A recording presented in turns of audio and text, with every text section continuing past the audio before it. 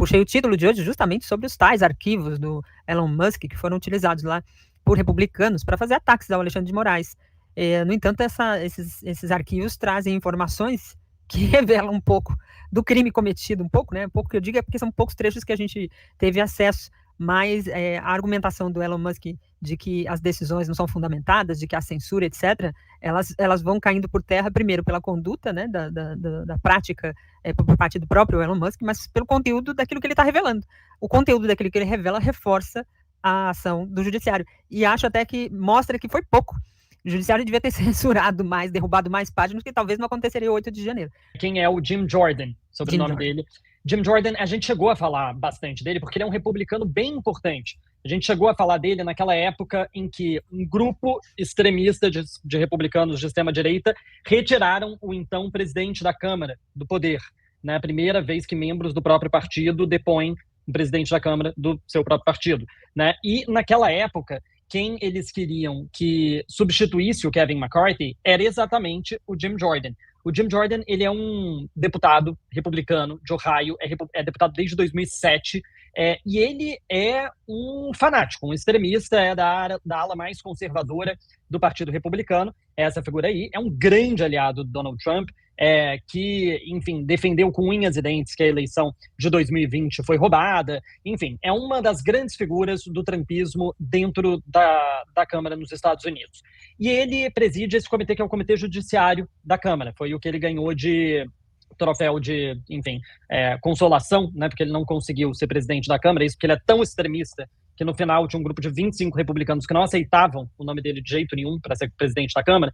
Ele, enfim, fez uma intimação ao Twitter que entregasse qualquer documento que tivesse relação com suposta censura no Brasil. E eles fizeram um grande documento falando sobre censura às redes sociais, corroendo democracias ao redor do mundo, caso do Brasil, no qual eles fazem uma grande defesa de que Alexandre de Moraes e o judiciário brasileiro estariam atacando e corroendo a democracia. Curiosamente, Dai, é interessante, né, essa história toda, porque, como eu disse, Jim Jordan é uma das figuras que mais defendeu que a eleição de 2020 aqui nos Estados Unidos foi roubada.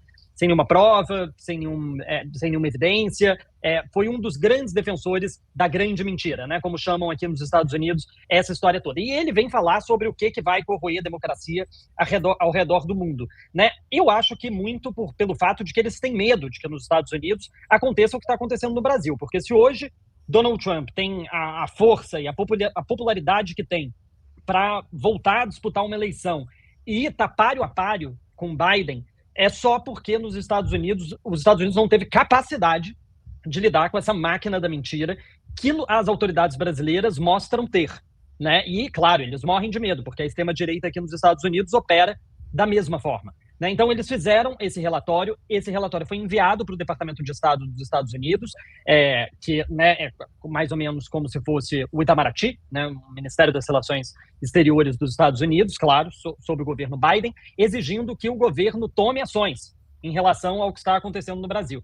Não vai ter nenhum tipo de ação, o governo Biden não vai entrar nessa história de forma alguma, porque, mais uma vez, o Brasil sendo colocado na lupa que está sendo colocada agora, nesse momento, com essa história dos republicanos liderados pelo Jim Jordan, o único objetivo aqui deles, dos republicanos, é usar essa história para fazer disputa interna nos Estados Unidos sobre fake news, sobre liberdade de expressão, mesmo debate que a gente vê no Brasil, eles querem fazer aqui dentro, claro, durante esse período eleitoral, e quer jogar para o Biden a pecha de ser conivente com a censura. Uma espuma que não tem consistência nenhuma, ela serve apenas como uma falsa fumaça para um fogo que não existe, que é essa acusação de censura, de autoritarismo, de atropelo das leis brasileiras, supostamente cometida pelo ministro Alexandre de Moraes. A gente está num mundo, Daiane, que os fatos valem muito menos do que o que se conta sobre eles. Isso já existia e acho que hoje isso hoje está mais exacerbado, agravado. Então, até o STF, na nota que divulgou sobre esse assunto, o STF disse que, comparando, é como se tivessem divulgado o mandado de prisão e não a decisão que fundamentou o mandado. Ou então, o ofício para cumprimento do bloqueio de uma conta e não a decisão que fundamentou o bloqueio. Eles pegaram os ofícios que determinam a restrição de alguns perfis notadamente pessoas que praticaram desinformação durante amplo período. Essas decisões do STF são tardias. Na publicação em que volta a agredir o ministro Alexandre de Moraes, o bilionário Elon Musk citou alguns dos supostamente injustiçados, perseguidos pelo ministro Alexandre de Moraes nas redes sociais, e deu o nome do Jair Bolsonaro, Carla Zambelli, o neto do ditador Figueiredo, né, Rodrigo Constantino, ou seja, personagens, Daiane, que de longa data já estão envolvidos com a disseminação, com a mentira, com a divulgação intencional de informações distorcidas para manipular a opinião pública acerca de um fato. Documentos revelam mais os crimes, né, dos envolvidos aí, os que tiveram suas páginas, por exemplo, banidas.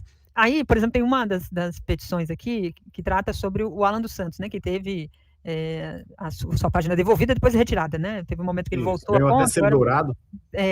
Aí está aqui a decisão do Alexandre de Moraes. Diz aqui, trata-se de procedimento iniciado a partir de informação encaminhada pela Assessoria Especial de Enfrentamento à Desinformação, que versa sobre divulgação pública do número de telefone celular do presidente dessa Corte Superior, ministro Alexandre de Moraes, e que resultou no recebimento de diversas ligações e mensagens de cunho ofensivo e ameaçador, colocando em risco a segurança pessoal do ministro e de sua família. As ligações em questão, que somaram centenas, foram recebidas por meio de ligações telefônicas e do aplicativo de mensagem WhatsApp.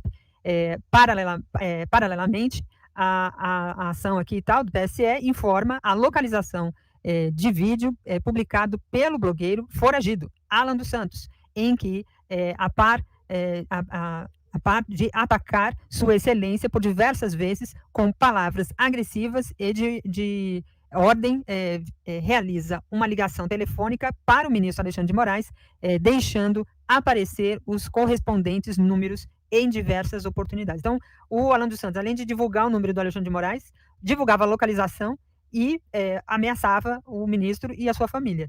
Se isso não era necessário, né? Você imagina, você tem uma turba, você tem uma série de seguidores, em que você diz, vai lá e faça isso, que era isso que ele dizia, né? Vai lá, o ministro tem que apanhar, tem que botar a cabeça dele na praça, era isso que eles faziam durante todo aquele momento. E aí divulga a localização e número, e se isso não representa ameaça, nos Estados Unidos aqui também né? Não tem muita diferença, né, Aquiles? Daiane, é um crime gravíssimo, né? Você expor dessa magnitude aí os dados do ministro, a integridade de um presidente da Suprema Corte, e achar que vai ficar por isso mesmo, né? É a agressão mais fraquinha. Essa é a agressão mais fraca. Você tem atos efetivamente terroristas que foram praticados. A gente teve aqui um atentado à bomba.